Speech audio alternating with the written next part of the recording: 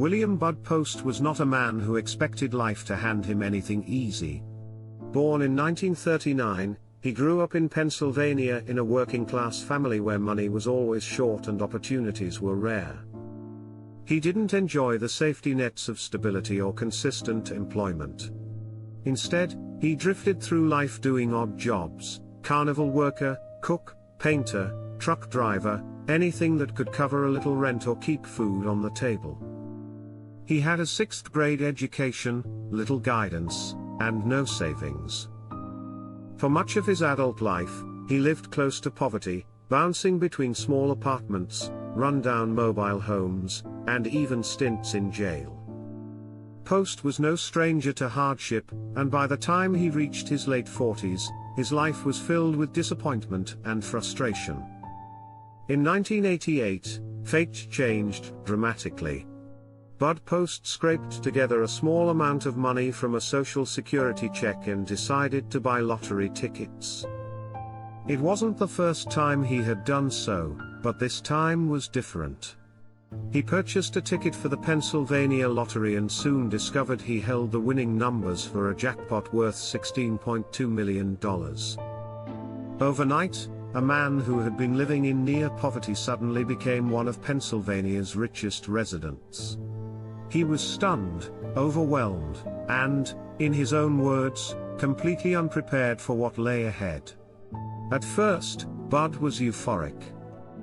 He imagined the things he could do: houses, cars, travel, and the ability to finally stop worrying about bills. But reality set in quickly. Unlike modern winners, who often take lump sums, Post's prize was structured as an annuity, $16.2 million to be paid out in 26 yearly installments of about $500,000 each, before taxes. To a man who had never seen such money, the $500,000 yearly payment felt endless. He didn't consider the taxes, the legal obligations, or the long-term management needed. He dove headfirst into spending. Bud bought a restaurant, an airplane, a used car lot, and multiple houses. He hired a pilot even though he didn't know how to fly. He invested recklessly in businesses he didn't understand. He purchased boats, motorcycles, and high-end cars, showering gifts on people he barely knew and offering money to those who claimed they needed help. By his own admission, he lacked the financial discipline and the advisors necessary to manage such sudden wealth. Instead of multiplying his fortune, he was bleeding it dry. Even worse, those around him began circling like vultures. One of the most infamous incidents came from his own family. His brother became so jealous of Bud's winnings that he hired a hitman to try and kill him, hoping to inherit a portion of the estate. Thankfully, the plan failed, but the mere fact that a family member would attempt murder underscored how toxic sudden wealth had made his relationships. Bud's personal life was no more stable. An ex-girlfriend sued him, claiming she deserved a share of his lottery winnings because she had helped him buy the ticket. A court agreed and awarded her a portion. Legal battles like this chipped away at his prize and added to mounting stress. Bud, who had already been impulsive, became consumed with anger at the people coming after his money. He felt betrayed by friends, family, and companions. The win that should have brought peace instead magnified every weakness in his life. The spending spree continued regardless of the lawsuits. In less than a year, Bud found himself more than $500,000 in debt. He had borrowed against his future payments, taking out loans he could not repay. When those around him grew impatient or creditors came calling, the financial strain turned into chaos. It wasn't long before the sheriff's office began auctioning off his possessions, from cars to airplanes, in an attempt to satisfy unpaid bills. Bud's story became a cautionary tale. By the early 1990s, he had filed for bankruptcy. He lived on disability checks and whatever remained of his annual lottery payment, but even those installments were largely consumed by court orders and debts. He described himself later as miserable and admitted that winning the lottery had destroyed his life. He said, "I was much happier when I was broke." The downward spiral wasn't just financial. His emotional state suffered as well. Depression and paranoia took root. He no longer trusted people, and his family relationships disintegrated. He spent time in prison for firing a gun at a debt collector. He remarried and divorced multiple times. Every attempt to rebuild his life seemed to collapse under the weight of his past decisions.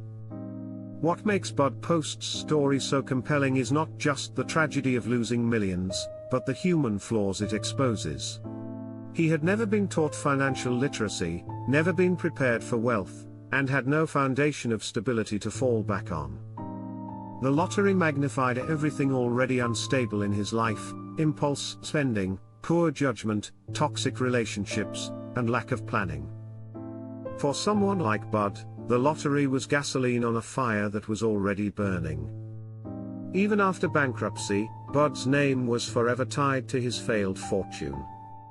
Reporters continued to seek him out, and his story became a staple in articles and television specials about lottery curses. He once told a journalist that he wished he had never won. The sudden wealth, he explained, had brought him nothing but misery, lawsuits, violence, and regret. Bud's later years were far less glamorous than what anyone would imagine for a lottery millionaire.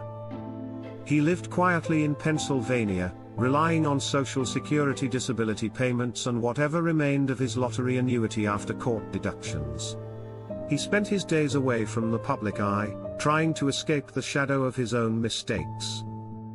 He remained bitter about the way people had treated him after his win, but he also accepted that his lack of control had contributed to the collapse. In 2006, William Bud Post died at the age of 66, leaving behind one of the most infamous lottery stories in American history. His $16.2 million win, which could have secured generational wealth, instead vanished into lawsuits, reckless spending, family betrayal, and financial ruin. His life became a textbook warning of what not to do when fortune suddenly arrives. The legacy of Bud Post is often summed up in a single lesson: money doesn't fix problems, it magnifies them. Winning the lottery without preparation, discipline, and trusted advisors is like placing a fragile life on top of a financial earthquake. For Bud, the dream of riches turned into a nightmare. His downfall remains one of the most striking examples of the so-called lottery curse, where those who receive sudden millions find themselves worse off than before. His story continues to be cited in discussions about financial literacy, the importance of planning, and the psychological toll of wealth. For everyday people, his life is a sobering reminder that instant riches don't guarantee happiness. In fact, they can create problems far worse than the struggles of poverty. Bud himself believed that the win had been his undoing, and his words resonate as a final warning: everybody dreams of winning money, but nobody realizes the nightmares that come out of the woodwork, or the problems that come out of nowhere, after you win. Today, William Bud Post's name is remembered not for the millions he once held, but for the millions he lost, and the life unraveled in the process. His cautionary tale remains a stark reminder that without wisdom, support, and discipline, fortune can turn into tragedy almost overnight. Subscribe to True Lottery Stories, so you can continue to watch more real-life True Lottery stories.